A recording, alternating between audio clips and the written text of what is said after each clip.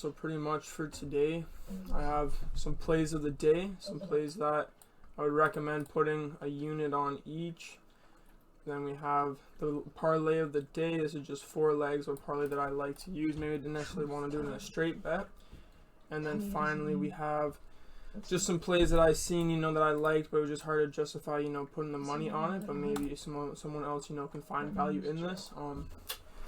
Yeah, first video on the account, so hopefully we can, have a winning day, and definitely need it after that whole fucking Super Bowl yesterday, no doubt. That was quite the thing to watch. But anyways, to get right into it, the first bet that I have here is Luka and his fucking debut for the Lakers. Going to be a lot of eyes on him for this, and I feel like, with it being a good matchup for him in the points and the assist column, I want to take kind of a happy medium here. I think that there's a lot of facilitators on the Lakers. You have like Austin Reeves and LeBron who can also pop off for a bunch of assists. So I like the idea of, taking Luka here for his points and his assists. I mean, he could easily come up with 35 points regardless of being able to get those assists. It's hard to know how this offense is going to look like. I mean,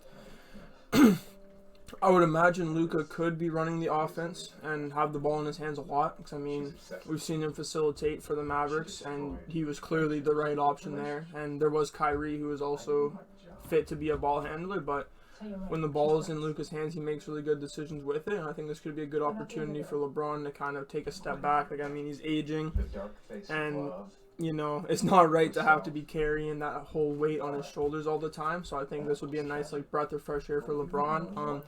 Because, despite LeBron also having a great matchup in this game, I think there'll just be a lot more attention on trying to get Luka his looks. But anyway, so to look at kind of the hit rate for this, there isn't a lot to go off as far as last 10 or last 20, because obviously Luka has been injured since that unfortunate Christmas Day game. But if we look at him throughout the season, he's hitting this over 55% of the time, and this is a Jazz matchup that's really strong for Luka. I mean, we have, I'm not even sure who would necessarily be guarding him at this point. I doubt that Collier would be able to keep up, so they're going to have to switch them. And this is another thing, a very tough Lakers team to defend for the Jazz as far as who's going to be assigned to who. But whenever he has faced the Jazz in this matchup here, he has crushed this over 4 out of 6 times. And when we look at the 2 times that he didn't go over this, we will see that here he really struggled. Shot 5 and 22 from the field to not be able to clear it in this line against them.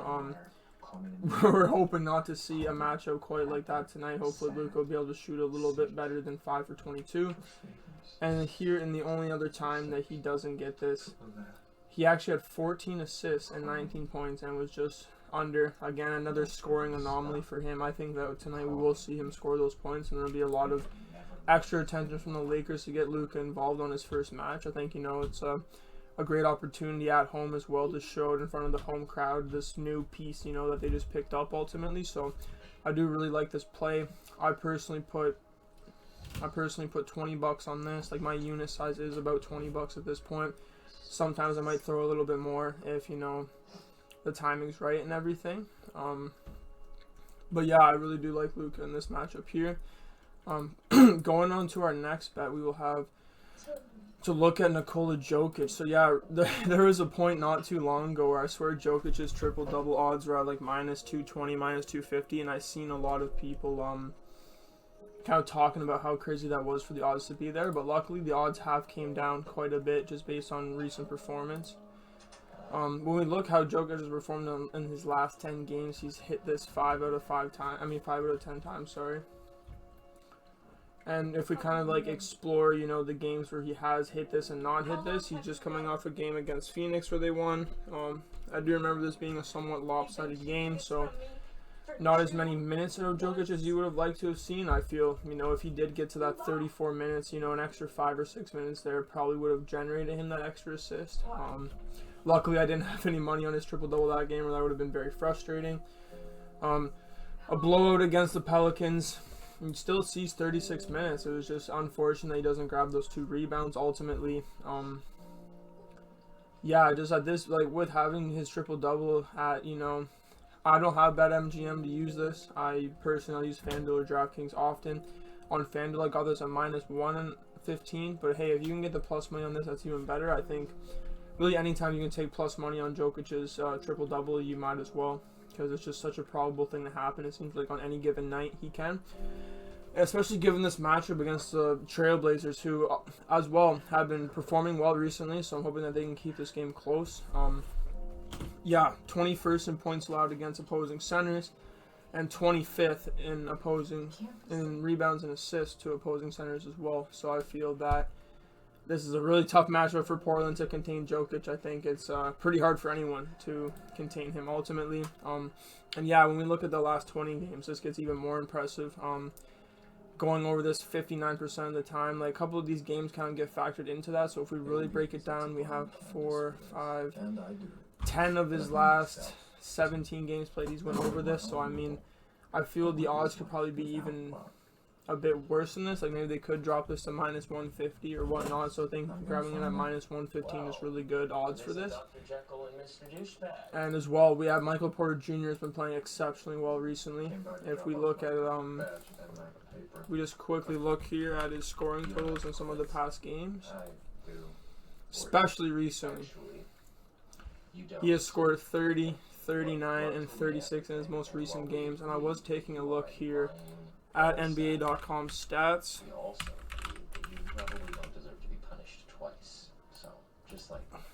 And once we take a look and go through here and go to season leaders, go to Jokic's assists here, averaging 10.3 on the season.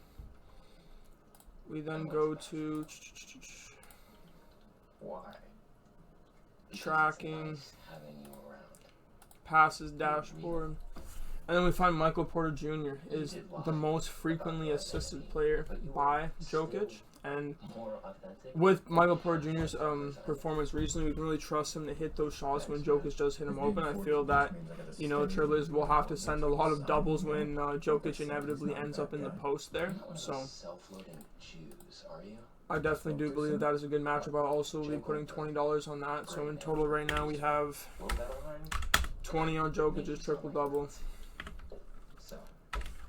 20 on here. And then finally now we have to explore Isaiah Hartenstein's double-double. So I recently did actually bet this and came up short, which was unfortunate. But regardless, that was when he faced up against the Raptors, and I thought that was going to be a bit of a better matchup for them. But Hartenstein was just not able to get it done. But, you know, when we look at some of Hartenstein's recent games here as far as his points, he's been able to go over his 11 points 66% of the time on the season. And although in his last 20, he has been under that, we have to look a little bit more recently here. He has still been putting up points, and if we explore, you know, the couple games that he has not, against Phoenix, for example, he only shot the ball 6 times. He shot 50%. How's it going? And often enough, you know, he isn't here to score. And especially in those matchups, that might not be as great for him. But here, New Orleans is 27th against opposing centers in points, and then 29th against opposing centers in rebounds. So I really do like this matchup for Hartenstein. I think that you can definitely trust. I feel you can trust him more to get those rebounds than the points. I think the points are the biggest variable. I wouldn't necessarily want to take just his points at 10 because that's -150. I think really what you are betting on here is those points, and, you know, hoping that the Pelicans can keep it close. I mean, the spread is pretty lofty here, and I think it's like, you know, -13.5 for the actual spread here. Just gonna pull it up here. Yeah, so the Thunder are actually favored by 17 points in this game, so that's gotta be pretty disrespectful as far as the Pelicans' eyes. I mean, I did also like Trey Murphy in this matchup just to score. I mean, there's only so many people that can score on the Pelicans, and Trey Murphy has been consistent as of late. But yeah, with how good this OKC team is, I don't really see them dropping this game, but I could definitely see a world where this does get somewhat competitive. We do have Chet, who's back on a minutes restriction that could potentially, you know, bite into Hartenstein's game, but I think that, you know, Chet plays more so around the perimeter. looking to get better opportunities that way because he can shoot the ball. Hartenstein is not as much of an option for him to shoot, and I think that, you know, he's due for a really dominant game. I think that, you know, especially with Chet back, there's a lot more energy in the room, and, you know, getting closer and closer to the playoffs, we really need to see how Hartenstein is going to shape up, and I definitely do like this matchup for him. As well, I mean, he can also pass. He can get the assists. He does see assists often enough. I find it unlikely that he scores 10 in this match, but I mean, hey, with taking the double-double, there is also that potential that he can somehow get 10 assists, and that would be another way to cash this. But yeah, personally, I will also have $20 on Hartenstein's double-double. Which now brings us to the lay of the day. You know, I could dive a lot deeper into these plays, but, you know, this is my first video, so I'm not really too sure what people are looking to see as far as all this. You know, I kind of got an idea from a couple other people as far as, like, you know, how they format their stuff and, you know, what I should do for that. Oh, yeah, I did have to mention that for Isaiah Hartenstein's double-double, I was actually getting plus money on this by quite a bit. Yeah, I was plus 145 on FanDuel. Now I think it was plus 150 when I did put the bet in. So, I mean, if you really did want to shave this down, I think maybe there is a way where you could shave down his points and still make this in the plus money, or if not, at least profitable enough. Let's see here. Yeah, so you put Hartenstein's rebounds at just 10, and then put his points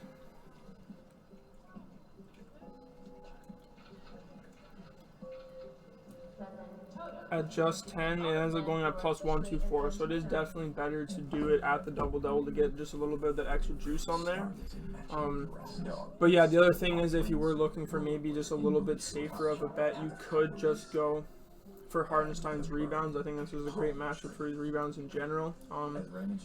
His line is set at over 10.5, so you could just trust the fact that he is going to grab those rebounds, and that still will pay out plus 106. So I will just throw that in there. You can't beat the donuts.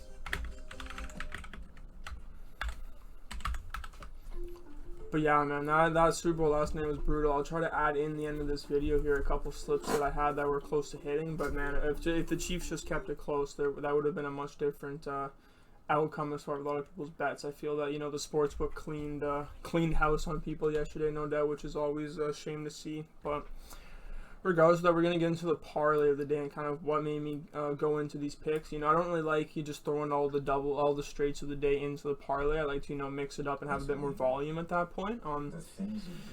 But yeah, so going into McDaniel, so we're just going to quickly pull up his stats here. I know. I should run. Candace could storm in with us. Let's make sure we pick the right one, and here we go. So now we're going to go and look at his rebounds here recently. So we're looking for him to grab 7 boards or more. And yeah, in his last 10, he has been absolutely killing this. Even if we go to his last 20, the graph still looks great. And then we have to kind of explore, you know, these recent matchups and who he's going up against. So I mean, looking at a quick glance here, you know, it does seem like it has kind of been a weaker slate recently for them, and we are going up against a Cleveland Cavaliers team who is definitely a lot better than a lot of these teams they've been facing, like Portland, Chicago. You know, I still think Houston's good. I think that, you know, recently they've been struggling, but I think ultimately they are a solid team. But if we look at the 2 games that he doesn't get this done, against the Jazz, absolute blowout. He does still see 31 minutes, but not as many minutes as he normally would. They're killing them, so there's definitely less rebounds out to grab in general. And, you know, the effort goes down when the game isn't close ultimately. And then against Phoenix, he does see his full minutes, and he's just 1 rebound shy. Very consistently getting to this number.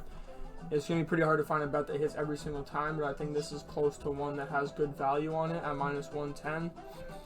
This should be a very competitive game with the Timberwolves and the Cavaliers. I mean, I feel the only way it isn't is if the Cavaliers are just smoking the Timberwolves, which, you know, I really hope doesn't happen. I mean, Ant's been performing well recently. I think that the Timberwolves have a lot to prove, so I think that they will, you know, try their best to keep this game close, and I don't see why I won't be able to, you know, be close headed into the 4th quarter, and I think that's mostly what we need to see this bet clear. We have the Cavs 26th and rebounds allowed to opposing power forwards not really caught my eye as far as, you know, a strong matchup for McDaniel. So that's what made me go into that pick there. When we look head to head, you know, it does. These are the whole thing with hit rate is, like, you know, a lot of these are kind of from dates that are so long ago, and a lot of times it's, you know, a whole different roster depending on like how far back you go and everything. But when we do look at their one recent matchup, their loss to the Cavaliers at home, he did grab 5 rebounds, 13 points, and played 38 minutes. So we do see that he is going to get the minutes here. If you were feeling a little bit iffy about his rebounds, you could also turn this into points plus rebounds. When we look at the recent hit rate, it is not as great. But I think that, you know, in bigger matchups like this, there's going to be a lot of attention on Ant. So, you know, McDaniels could potentially see more points than usual. But that aside, now we're going to look at Devin Vassell's matchup, which, I mean, this looked incredible when I was on here. Like, Hall of Fame bets, like this platform that I use for a lot of the research, they do also give kind of like a matchup grade that kind of shows. Yeah, so you go here. It shows that he has an A+. He has an A+ matchup against them. But he's been sweet on her since college. He could not stand it when she chose James. And then guess who's Mr. Attentive at the funeral? Yeah, he stayed for weeks. And this also filters, you know, how good of a matchup he had in Hall of Fame Bet's eyes in comparison to how he ended up performing. So if we put it all the way to F grade, it looks like Vassell had an F ranking against the Magic, which would make sense. They're a very sound defensive team. I think maybe the best defensive team in the whole league right now. And he still gave them 25 points. Vassell's been performing extremely well recently. He's getting the minutes. He's at 33.3 minutes, which is crazy. He's really been moving up the Spurs rotation. Recently, he's still been seeing 34 minutes a game off of averaging 16 shots per game. And he's almost averaging 50% in these matchups. Here he's shooting almost 50%. In his last one, he was shooting a bit rougher. So definitely in these most recent games, he has really been shooting effectively, shooting efficiently. He's a little bit spottier from the three-point line, like especially in his last 5. He's been averaging 2.2 threes made off of 7 attempts, which isn't the greatest, but ultimately this isn't exactly where he looks to score all the time. But yeah, looking at this graph, especially at plus money, this could be a good look. I think Washington sucks at a lot of things, and when it comes to guarding shooting guards, they're the worst in the league for points, rebounds, and assists. I mean, you could maybe even almost switch this 2 points, rebounds, and assists and see what it looks like. It doesn't look like, you know, too much worse, but personally I do favor the points. Like Vassell can score, and he is looked to score often for the Spurs, especially when there's a lot of attention on Wemby. And I think as well, with having De'Aaron Fox there now and everything, it just gives that much more of a door opening for Vassell. I think, you know, just as much as Fox can score, he also will look to facilitate. Don't know why that popped up, but anyways, Vassell will look to facilitate. No, sorry, my bad. Fox will look to facilitate as well as Chris Paul, and, you know, just that much more attention on Fox and on Wemby gives these people these open looks. Like, it's just like kind of like how Jimmy Butler said, it's like when you have these star players around you, it gives you more of an opportunity to play freely, and I think that, you know, Vassell definitely does play freely, and he still has been managing to get his shots up regardless of the new addition with De'Aaron Fox. So it definitely doesn't like turn me off of this bet. I almost might put 20 on this bet as a straight bet, but at the same time, I'm kind of torn up between that and Chris Paul's assist, which we'll go dive into in a little bit here. But as far as Miles Bridges, 31.5 points plus rebounds, his line has definitely been inflated because of his performance recently. But we'll take a look at why he made it into the parlay today. So Miles Bridges has been scoring well recently, and his matchup, 22nd in the league, broke the Nets are as far as like points allowed to opposing small forwards. So this is definitely a good matchup. They're in the bottom tier of the league as far as guarding small forwards. When we look at games where Bridges has gone head-to-head against him, he's only cleared this out of 1 of his last 4. But again, a lot of times with the Nets, it seems like it's not the closest game in the world. But I mean, hey, he also really gets his minutes, it looks like, when he faces the Nets. 32, 33, 39, and 38. I mean, if Miles Bridges does see 38 or 39 minutes tonight, I really could see him hitting this total. He also does grab rebounds super effectively. If we take a look at his last 10 games, he's cleared this line in 7 of his last 9. which is really good odds for the hit rate. You see. And then we look at the times that he has, and he's facing the Spurs, where like we already know who he's competing against for those rebounds, which is, you know, remarkable. He even still gets 7. The Bucks, strong interior team, tough to grab those rebounds. And then we look at, you know, 10, 12, 13, 9. So we have a player who can, you know, pop off for 13 or 12 rebounds. It makes it just that much less that he ends up having to score. And yeah, when we look at his points and rebounds, he has killed this in 7 of his last 9. Head to head, he's done 2 of his last 9. His most recent game against Brooklyn, he dropped 36 points and rebounds. You up on the lingo?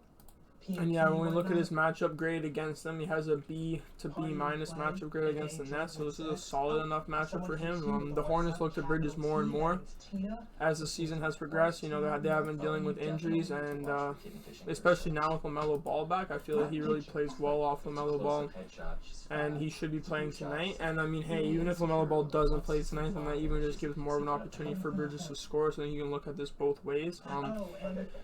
I can't say I'm necessarily confident enough to put this as a, you know, single play. I think there is a lot of variables as far as, you know, how his performance is. But I think as well, like, this game should be competitive and a good matchup for him. So I really am hoping that this leg can come through.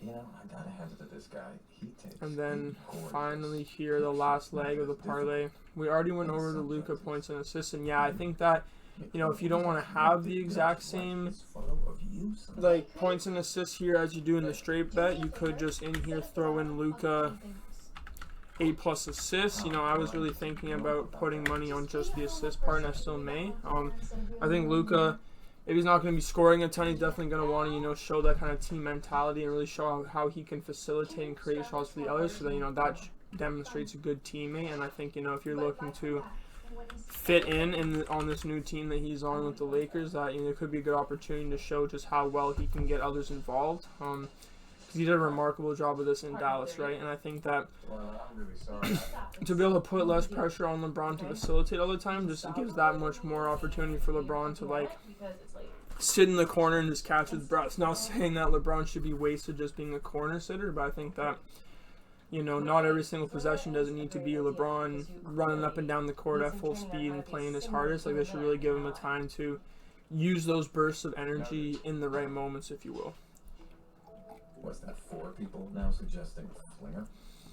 But yeah, if we look at Luka's 8+ assists, like, this graph does look amazing for this past, like, 2 years. In a sense, because I mean, it's hard to kind of go off of this year because he only played so many games before what ended up happening. Still though, 50% on the season. I think this is a great matchup against Utah Jazz. 29th in assists to opposing point guards, 27th to opposing assists in general from any position, and also 23rd in points allowed. I don't think Isaiah Collier can guard Doncic, so I think that this will end up being someone else's assignment. When I think of who can guard him on the Jazz, like, I think that Jordan Clarkson may have to try to step up. Who, like, because Lauri Markkanen is already going to have his hands full with LeBron. Austin Reeves will have to get, I guess, stuck by Collier, but at the same time, I don't see Reeves being the one that is, you know, orchestrating the offense all the time. Like, I don't think Luka's going to be coming off off-ball screens and all this. Like, I think it'll be the other way around. I think Luka will be facilitating. He's, I believe, the best option as far as facilitation goes. Unless LeBron really falls into that point guard role and stops looking to score, and we really have Luka being that main scorer as the 2. But we'll really have to see, you know, how the Lakers really end up treating this. But I think that this is still a really solid bet, especially being at plus money for Luka to only get 8 assists. I mean, I see a lot of people talking about Luka getting a triple-double tonight, so this could even be something that you ladder. Yeah, it looks like plus 310 for Luka's 10 assists, so this could be something to consider as, you know, a bit of a, like, higher odds wager. But we have that in there. And then finally, we'll be looking at a couple of the plays I like. I'm going to take Vassell off of there just because we did kind of touch on that in the other parlay legs. We're going to be looking at Chris Paul over 6.5 assists. So quickly pull him up here. I mean, yeah, I almost put money on this as a straight bet, but as I dove a bit more into it, I was like, you know what, I think there's other better bets on the table, but nonetheless, this is still a really good look for Chris Paul. Hitting this in 9 of his 10 last games, with the only, you know, anomaly being against the really tough Magic defense. I think a lot of people do end up going under against the Magic. And the Magic are a stronger team than they're given credit for, no doubt. So yeah, with this being said, I mean, it doesn't really turn me off the fact that he didn't get it in his last game. I think if anything, just makes it that much more probable for a bounce back game out of him. And yeah, when we look at this for the last 20, like, it is remarkable how consistent the hit rate has been. And even still, with De'Aaron Fox being back, Chris Paul is the starting point guard, having De'Aaron Fox at the 2. So it really does look like Chris Paul is still going to be orchestrating this offense and facilitating as much as possible. He's still been seeing his minutes as of late as well, averaging 28.8. And I think in this matchup that we definitely will see him, you know, go through a lot of minutes. I think the Wizards are desperate to just show some sort of sign of life here in front of their home crowd. I don't really think they're just going to want to roll over and die to the Spurs. And Chris Paul has many more options now, a lot more weapons around him to be able to pass to. And when I was looking at the stats, I do remember he has 9 potential assists in his last, 5 games since De'Aaron Fox has been on his team. So Chris Paul is still getting his time with the ball, still getting his passes off, and still given tons of opportunities to get assists. And I mean, this is another guy who easily, you know, could get 10 assists tonight, and I wouldn't be shocked. So I really do love his line at 7. Especially for being really good odds at that minus 115. That's what I also had it at on FanDuel as well. And yeah, 25th in assists to opposing point guards and 28th to assists in general to opposing teams. And yeah, Chris Paul just doesn't look to score as much as he does assists. Like, a lot of times when I watch the games, I'll even see Chris Paul give up an open look for an even better look. And he's a veteran of the game, and he sees the court as well as anybody else. So I think this is a really good opportunity for him to get these assists and really for the Spurs to attempt to dominate this Wizards team. Feels like a lot of teams end up taking their frustration out on the Wizards recently, no doubt. But aside from that, we have Max Christie over 12.5 points. And I don't know if anyone's been watching him since he's been on the Mavericks, but he has definitely been lights out. And it's clear that they are looking to try and develop him as much as humanly possible. It was no mistake that they got Christie as part of this trade. They were obviously looking at him for all the right reasons. You could take this over 14 points still at the plus money. It's just what I, you know, kind of capped it at was that 13 points, which he has hit in every single game since he has been playing for the Mavericks. Yeah, he has been getting a lot of minutes, 30, 33, 32, 33, starting for the Mavericks here, which is just like, to give a player who is coming off the bench in the Lakers this opportunity to flourish as a starter here. I think, you know, he's going to try to make the most of this opportunity and really play hard, as is obviously shown here. He's getting his shots up 10, 13, and 8, and even when he's not, he's getting to the free throw line, still clearing this line. I think that he will get a lot of opportunities tonight. With players like Clay being so spotty and not really performing all too well, I think that Christie will get his looks. And against a team in the Sacramento Kings that, you know, just lost De'Aaron Fox and are 20th in points to opposing shooting guards, I think that this will end up getting a little bit worse over time, and that they're definitely lacking in that backcourt defense, which, I mean, they have Zach LaVine and they have DeMar DeRozan, but now they're necessarily known for their defense, and I think, you know, this could be a high-scoring game, which definitely benefits Max Christie getting these points, and I think it will be a competitive and close game. You know, I would almost fear that the Kings win this game, but it's hard to know. So I definitely wouldn't have any money on the spread or parlay. I mean, or the money line, sorry. I think that this was like minus 1.5 for the Mavericks, so it is expected to be a really close game. So I really do like Christie's opportunity here to get 13 points. And, you know, I almost would consider throwing $20 just on that alone. But yeah, finally we have the Magic here, which I'll have to kind of pull up a little bit of a different look here. So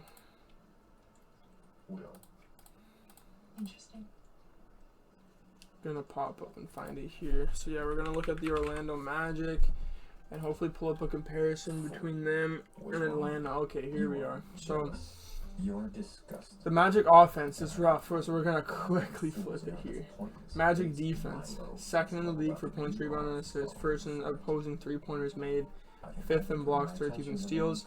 This is an Atlanta Hawks team that heavily relies on Trae Young's performance. I think that the Magic lockdown Trae Young, and they lock down the rest of the team. You know, I think like for this to be at -5.5, which I seen that on FanDuel.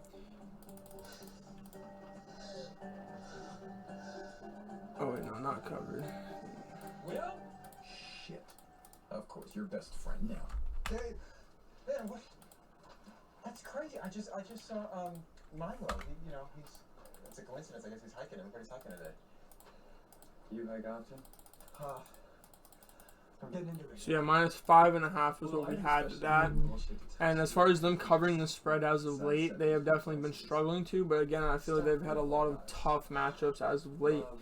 You know, facing the Warriors at home, facing the Kings. You know, them losing this to the Jazz is pretty brutal as well, losing to Portland like this. So I think that, you know, they're definitely due for a bounce back game. I think there's no better place to do it than at home. You know, they perform well at home traditionally here. We look at their last few games. They're covering the spread at home. They beat the Kings, but only by 1 point. And tonight we'll need them to cover by 6 or more. I think that these are two teams heading in different directions. I think the Magic have the potential, you know, to beat any team with how strong that their defense is. And I think that the Hawks need the game to be at a quick pace for, you know, Young to be able to facilitate the offense and be able to move freely. And I just don't think that the Magic will give them that. So I think that this is a really good matchup for the Magic. And yeah, when we do look at the Hawks offense, they do have a pretty strong offense just due to their pace and tempo. So they do end up getting a lot of stats in these categories. And having Trae Young being the leader in assists for the whole league definitely helps their assist totals. But at the same time, the Magic do a really good job of shutting all these opportunities down. And yeah, we're kind of seeing two teams face off that come from two different worlds. Like the Magic's offense is very weak, but the Hawks' defense is very weak. So this is kind of like two polar opposites facing each other. And in that situation, I'm going to take the Magic at home with their stellar defense and people healthy at this point. Although Trae Young did just get listed as an all-star today, which is amazing for him. So this even could be an opportunity to kind of take a look at his stats and performance and everything. But ultimately, you know, I'm happy with kind of like the best we got put in today. So I have 60 on the straight bet. I think it was like, I had like this 13 bonus bet from that like Kick of Destiny thing. Luckily, Eli Manning did come through for that whole thing. Pretty much the only person that came through for all of the Super Bowl bets.